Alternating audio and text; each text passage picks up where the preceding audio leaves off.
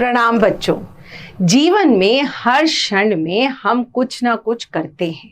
यदि हम कुछ भी नहीं कर रहे तो हम आराम कर रहे हैं, है ना?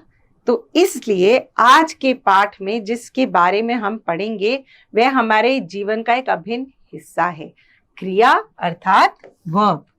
मंजीत पत्र लिखता है। क्रिया क्या हुई? लिखता। क्या कार्य किया जा रहा है? लिखता। तोते उड़ रहे हैं।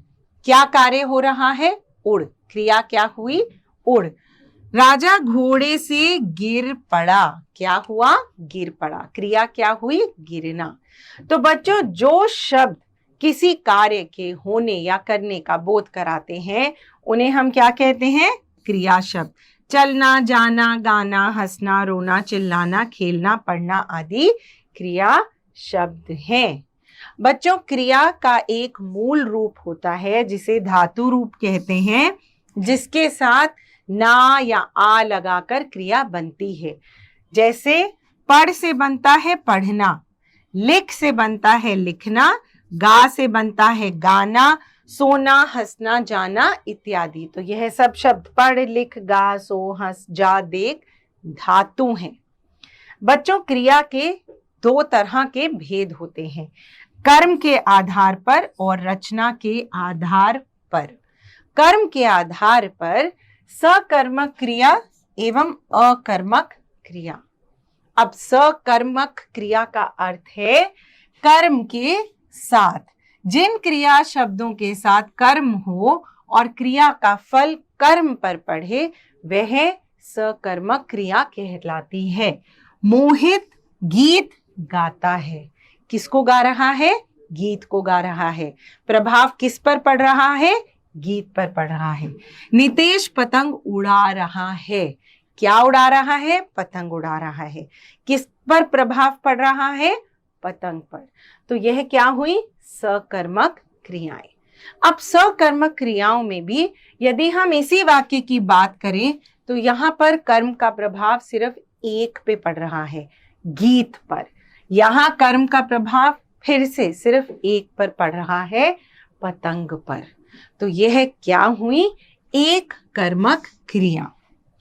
अब ध्यान से देखिए इन वाक्यों को।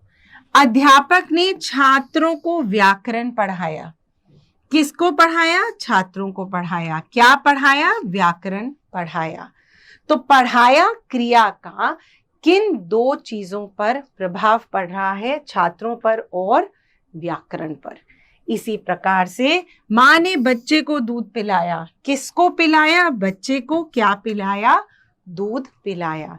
तो पिलाया क्रिया का प्रभाव दूध और बच्चे दोनों पे पड़ रहा है। तो यह क्या हुई? द्विकर्मक क्रिया। अब कुछ क्रियाएं ऐसी होती हैं जिनको साथ में कर्म की आवश्यकता नहीं होती, कर्म के बिना। सुभाषिनी नाच रही है, लड़कियां हंस रही हैं। कहाँ नाच रही हैं? किसके लिए नाच रही हैं? नहीं चाहिए, यहाँ पर वह नाच रही हैं कर्म के बिना। यहाँ पर किसी पर भी प्रभाव नहीं पड़ रहा। लड़कियां हंस रही हैं, वे बस हंस रही हैं, उनके हंसने का प्रभाव या कारण नहीं बताया गया है। तो बच्चों, सकर्मक या अकर्मक क्रिया की पहचान कैसे होती है? क्रिया के साथ क्या, किसे, किसको, कहां आदि लगाकर प्रश्न करने पर यदि उत्तर मिलता है तो वह सकर्मक क्रिया है, यदि उत्तर नहीं मिलता तो वह अकर्मक क्रिया है। अब रचना के आधार पर क्रिया कितने प्रकार की हो सकती है? 4 प्रकार की। सामान्य क्रिया, संयुक्त क्रिया, प्रेरणार्थक क्रिया और नाम धातु क्रिया।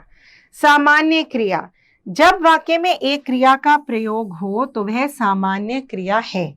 मैं एक अध्यापक हूं, मैंने पत्र लिखा, वह गांव गया। हूं, लिखा, गया, यह सब एक ही क्रिया है। अब यदि हम इसका वाक्य को थोड़ा सा और कठिन बना दे, राजीव घर चला गया, यहां पर 2 क्रिया आ गई, चला और गया।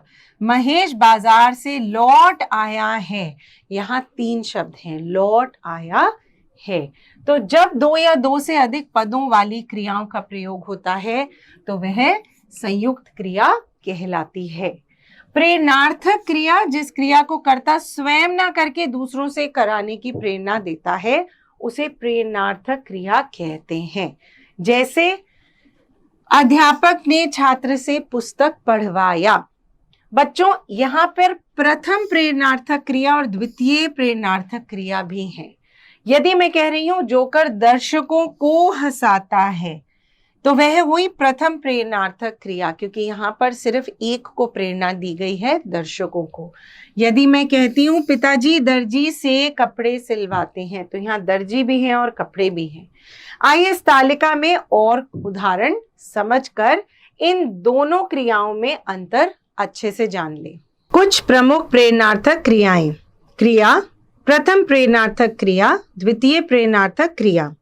करना, कराना, करवाना, पीसना, पिसाना, पिसवाना, देना, दिलाना, दिलवाना, देखना, दिखाना, दिखवाना आदि। अब आते हैं नाम धातु क्रिया पर।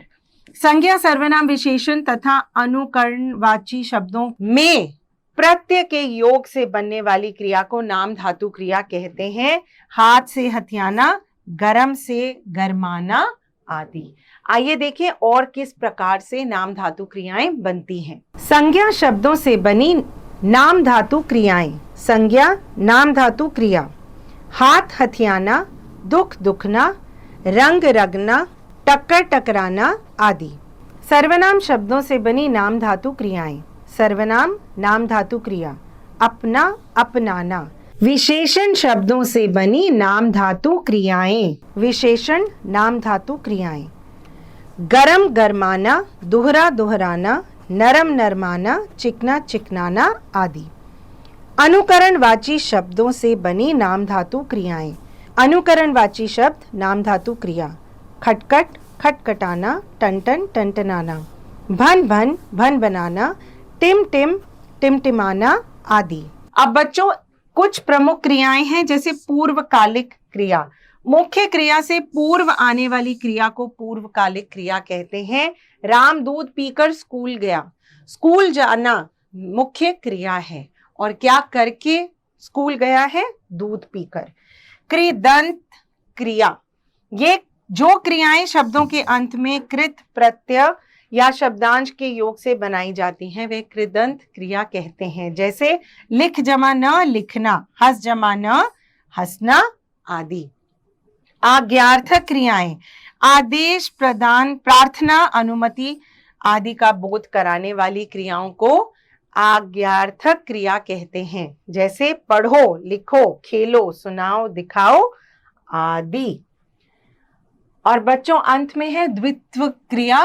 जब किसी क्रिया का प्रयोग वाक्य में 2 बार होता है तो उसे द्वित्व क्रिया कहते हैं। जैसे रोते रोते, हंसते हंसते, खाते खाते, जाते जाते आदि। तो बच्चों आज क्रिया विषय के बारे में हमने इतनी अतिरिक्त जानकारी प्राप्त की है। आशा करते हैं आपको यह पाठ सुनने और पढ़ने में उतना ही आनंद आया होगा जितना हमें आपको पढ़ाने में। धन्यवाद।